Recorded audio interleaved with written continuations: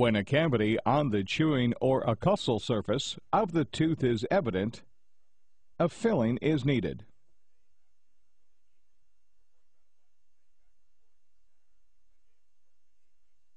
Tooth enamel is treated with an acidic conditioner called etchant. The etchant dissolves some of the mineral content of the enamel, creating surface roughness at the microscopic level.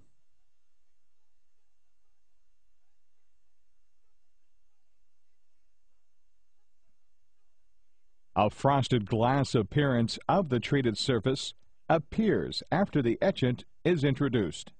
The bonding agent is now applied.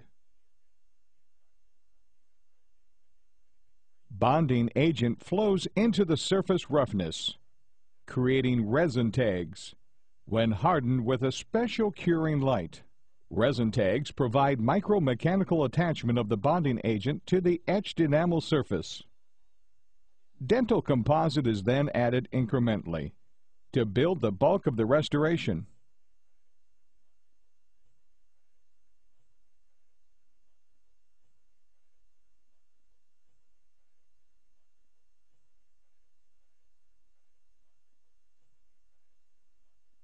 Each increment chemically bonds to the previous increment.